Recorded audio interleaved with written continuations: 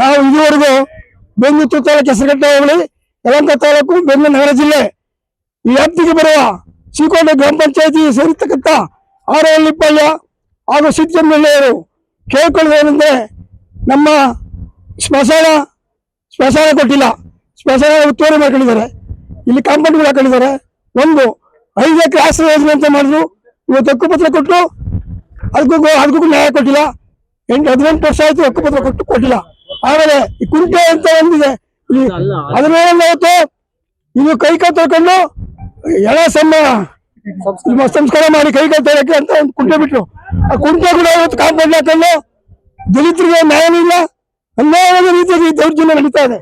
ಈಗ ಸೀತಗಂನಹಳ್ಳಿಯ survey number ಎಷ್ಟರಲ್ಲಿ? Survey number 10. ಸ್ಮಶಾನ ಎಷ್ಟಿತ್ತು, ಏನಾಗಿದೆ, ಮುಂದೆ ಏನಾಗ್ಬೇಕು ಹೇಳಿ. ಸರ್ವೆ ನಂಬರ್ 10ರಲ್ಲಿ 2 ಎಕರೆ RTCಯಲ್ಲಿ ಕುಂಡಿಸಿದ್ದಾರೆ. ಇದೆ ಒಂದು 5 ಎಕರೆ ರಾಜೀವ್ ಗಾಂಧಿ ನಿಗಮ ಸಮಿತಿ ಆಶ್ರಯ ಅಂತ ಮಾಡಿದ್ರು, ಅದಕ್ಕೆ ಹಕ್ಕುಪತ್ರ ಕೊಟ್ಟು 207 ಹಕ್ಕುಪತ್ರ ಕೊಟ್ಟಿದ್ದಾರೆ. ಅದಕ್ಕೆ ಏನಿಲ್ಲ, ಇಷ್ಟು ವರ್ಷದಿಂದ ಯಾರಿಲ್ಲ, ಏನು ಮಾಡಿಕೊಟ್ಟಿಲ್ಲ ಸ್ವಾಮಿ. ಇವತ್ತು DC ಆದೇಶ ಮಾಡಿಕೊಟ್ಲು, ಅದನ್ನು ಉಲ್ಲಂಘನೆ ಮಾಡಿದ್ರು, ಸರ್ವೆ ಮಾಡಿದ್ರು. ಯಾರಂತ ದೌರ್ಜನ್ಯ ಯಾರು ಮಾಡ್ತಾರೆ?